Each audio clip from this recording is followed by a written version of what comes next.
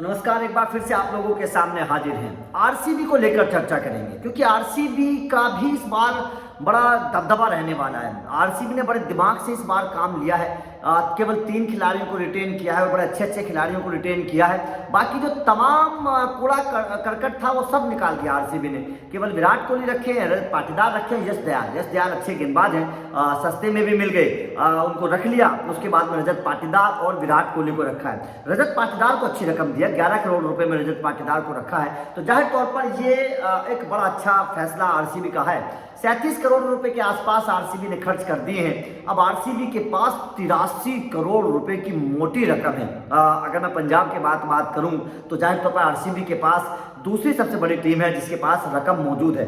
लेकिन आरसीबी का स्ट्रेटेजी क्या रहेगी? देखिए, आरसीबी को सबसे पहले हमें यह समझना पड़ेगा। मैं आपको समझा देता हूं कि आरसीबी को कहां कहां चीजों की जरूरत है। आरसीबी को एक विकेट कीपर की जरूरत है। आरसीबी को एक कैप्टन की जरूरत है। जाहिर तौर पर विराट कोहली कैप्टन नहीं बनेंगे तो कोई दूसरा खिलाड़ी आएगा जो कैप्टन बनेगा। एक विकेट कीपर की जरूरत है। आरसीबी को ओपनर की जरूरत है। उसके बाद में आरसीबी को स्पिनर तो एक भी नहीं है, पूरे स्पिनर्स की जरूरत है। जितने भी स्पिनर लेगी आरसीबी, तेज गेंदबाजी पूरी बनानी है आरसीबी को। केवल यश दयाल रखा है और मध्यम क्रम तो पूरा का पूरा बनाना है आरसीबी को। ऐसे में आरसीबी ने केवल एक विराट कोहली को रखा है जो एक ओपनिंग करेंगे।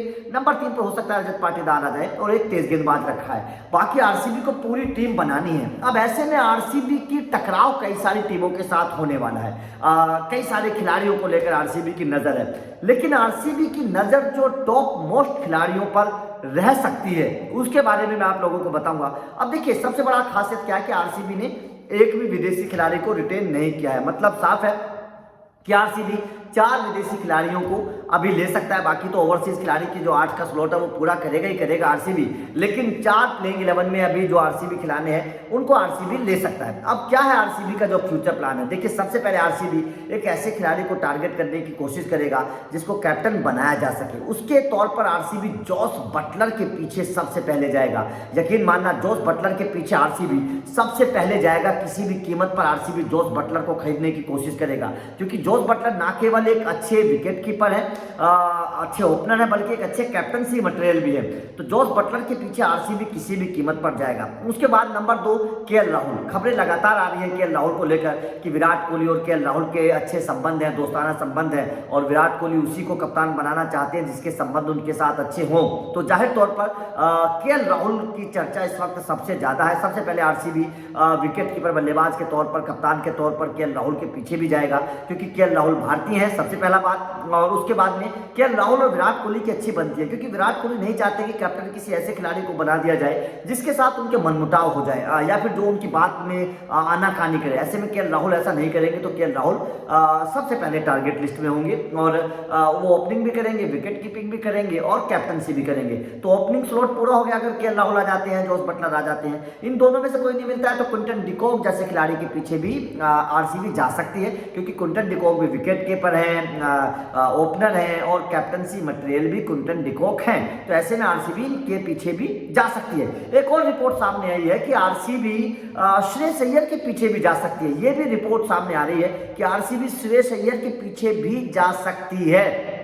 लेकिन उस कंडीशन में आरसीबी की सिचुएशन बदल जाएगी। आरसीबी नंबर 4 पर श्रेयस अय्यर को खिलाएगी क्योंकि नंबर 4 का खिलाड़ी उनको चाहिए, अच्छा खिलाड़ी चाहिए। नंबर 4 पर श्रेयस अय्यर को खिलाएगी, उनको कैप्टन भी बना देगी। लेकिन फिर विकेट कीपर के तौर पर आरसीबी फिर किसी दूसरे खिलाड़ी को टारगेट करेगी, जैसे कि ईशान किशन के पीछे आरसीबी जा सकती है। ये मैं आप लोगों को बता रहा हूँ। आरसीबी की टारगेट लिस्ट में ईशान किशन भी है।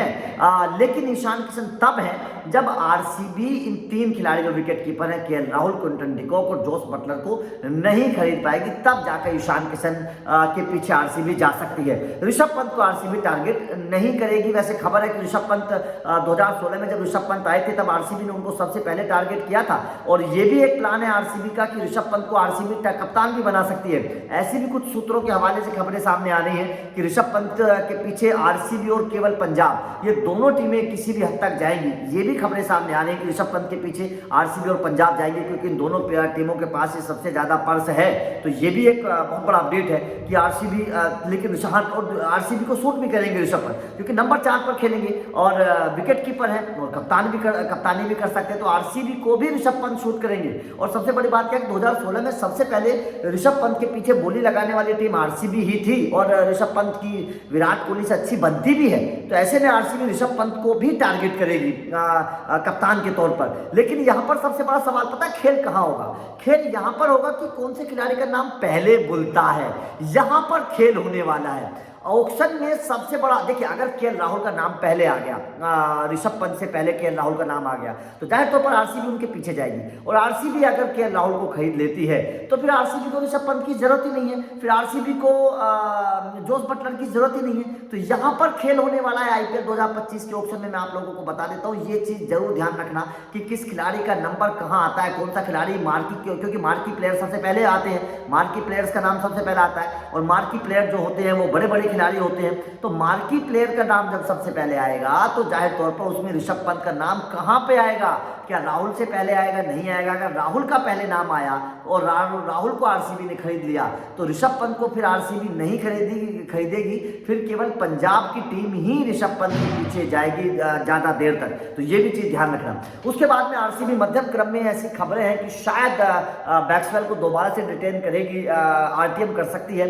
ज्यादा रकम आरसीबी मैक्सवेल को नहीं देना चाहती थी, इसलिए उनको रिलीज कर दिया, लेकिन अब आरटीएम कर सकती है आरसीबी मैक्सवेल को लेकर। अगर मैं बात बताऊं तो आरसीबी को लेकर ये बहुत बड़ा अपडेट है कि मैक्सवेल को किया जाएगा। उसके बाद में मोहम्मद सिराज को आरटीएम कर सकती है आरसीबी, जो है मोहम्मद सिराज को आरटीएम कर सकती है। ये दूसरी अपडेट है क्योंकि उनको तेज गेंदबाजी चाहिए और सिराज उनके एक स्पेशल खिलाड़ी हैं, यश दयाल के साथ अच्छा परफॉर्मेंस कर सकते हैं। तो आरसीबी मोहम्मद सिराज और मैक्सवेल इन दोनों खिलाड़ियों को आरटीएम के तहत ले सकती है, ये बहुत बड़ा अपडेट है। उसके बाद में तेज गेंदबाजी के तौर पर आरसीबी 2-3 खिलाड़ियों के पीछे जाएगी, विदेशी खिलाड़ियों की अगर मैं बात करूं, जैसे कि रबाड़ा के पीछे, ट्रेंट बोल्ट के पीछे आरसीबी जरूर जाएगी। आरसीबी को ऐसे खिलाड़ी की जरूरत है तेज गेंदबाजी के तौर पर। ट्रेंट बोल्ट के पीछे आरसीबी जरूर जाएगी किसी भी कीमत पर, रबाड़ा के पीछे आरसीबी किसी भी कीमत पर जाएगी।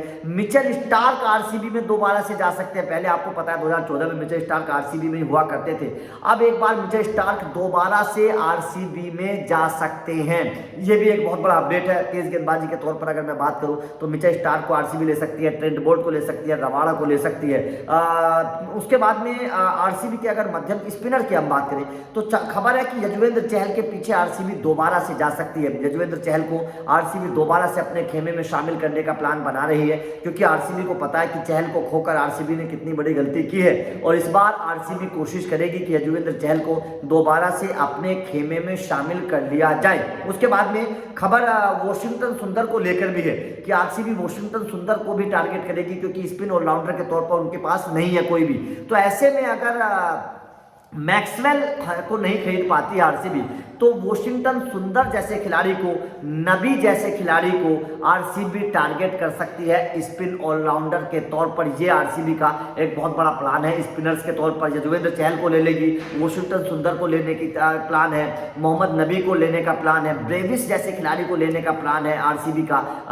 ब्रेविस ऊपरी क्रम पर भी बल्लेबाजी कर सकते हैं और गेंदबाजी भी कर सकते हैं, तो इस तरीके के खिलाड़ियों को लेने का प्लान आरसीबी का है। तेज गेंदबाजी में आरसीबी 3 विदेशी, बाहर के तेज गेंदबाजों की अगर मैं बात करूं तो आरसीबी के पास पर्स है। आरसीबी अर्शदीप सिंह के पीछे किसी भी कीमत पर जाने के लिए तैयार है, क्योंकि आरसीबी के पास पर्स मौजूद है, तो आरसीबी अर्शदीप सिंह के पीछे किसी भी कीमत पर जाएगी। भुवनेश्वर कुमार, नटराजन के पीछे आरसीबी किसी भी कीमत पर जाने के लिए तैयार है, क्योंकि आरसीबी को पता है कि ये गेंदबाज किस तरीके की गेंदबाजी करने के लिए जाने जाते हैं।